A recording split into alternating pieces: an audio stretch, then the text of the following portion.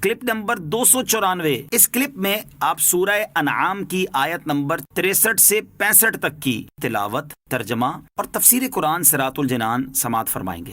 بسم اللہ الرحمن الرحیم۔ ترجمہ: اللہ کے نام سے شروع جو نہایت مہربان رحمت والا ہے۔ قل من ينجيكم من ظلمات البر والبحر تدعونه تضرعا وخفية لئن أنجانا من هذه لنكونن من الشاكرين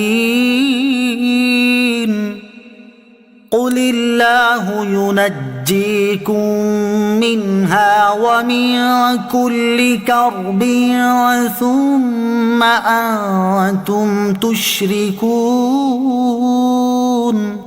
ترجمہ: تم فرماؤ وہ کون ہے جو تمہیں خشکی اور سمندر کی ہولناکیوں سے نجات دیتا ہے؟ تم اسے گر گڑا کر اور پوشیدہ طور پر پکارتے ہو اور تم کہتے ہو کہ اگر وہ ہمیں اس سے نجات دے دے تو ہم ضرور شکر گزاروں میں سے ہو جائیں گے۔ تم فرماؤ اللہ تمہیں ان ہولناکیوں سے اور ہر بے چینی سے نجات دیتا ہے، پھر بھی تم شرک کرتے ہو۔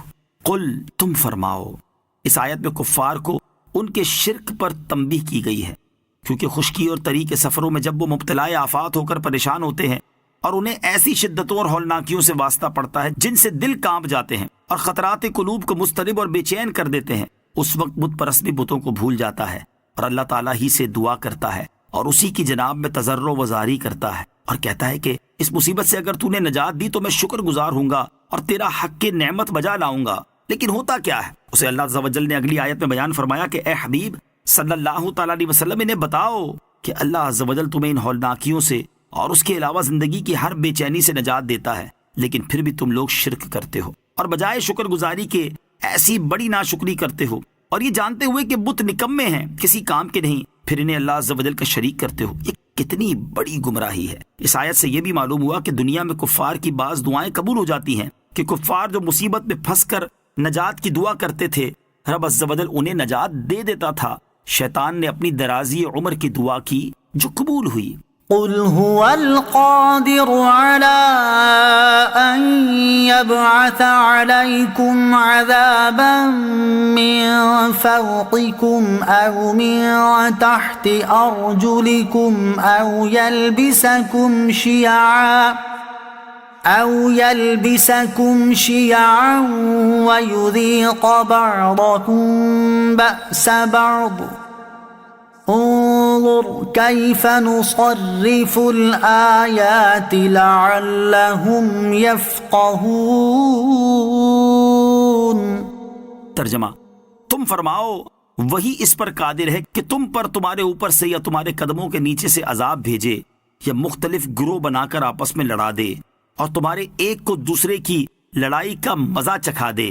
دیکھو ہم کس طرح بار بار آیتیں بیان کرتے ہیں تاکہ وہ لوگ سمجھ جائیں۔ هو القادر، وہی قادر ہے۔ اس آیت میں اللہ تعالیٰ کی وحدانیت کی ایک اور دلیل بیان کی گئی ہے۔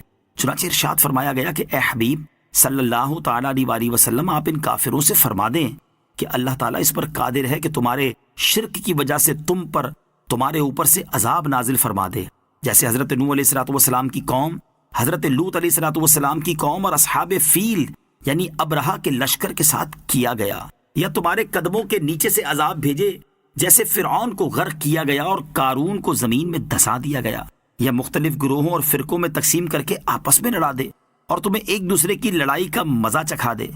اے حبیب صلی اللہ تعالیٰ علیہ وسلم آپ دیکھیں کہ ہم کس طرح قرآن مجید میں بار بار مختلف انداز سے وعدہ اور وعید کی آیتیں بیان کرتے ہیں تاکہ وہ لوگ سمجھ جائیں اور اپنی سرکشی و عناد سے باز آ جائیں۔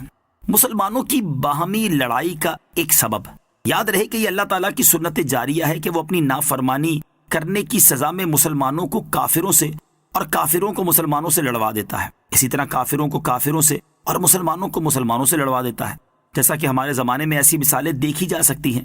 صحیح بخاری کی حدیث میں ہے کہ جب آیت کا یہ حصہ نازل ہوا کہ وہ قادر ہے تم پر عذاب بھیجے تمہارے اوپر سے، تو سرکار دو عالم علیہ الصلوۃ والسلام نے فرمایا تیری ہی پناہ مانگتا ہوں اور جب یہ حصہ نازل ہوا کہ یا تمہارے پاؤں کے نیچے سے، تو فرمایا میں تیری ہی پناہ مانگتا ہوں، اور جب یہ حصہ نازل ہوا یا تمہیں لڑوا دے مختلف گروہ کر کے اور ایک کو دوسرے کی سختی چکھائے، تو فرمایا یہ آسان ہے۔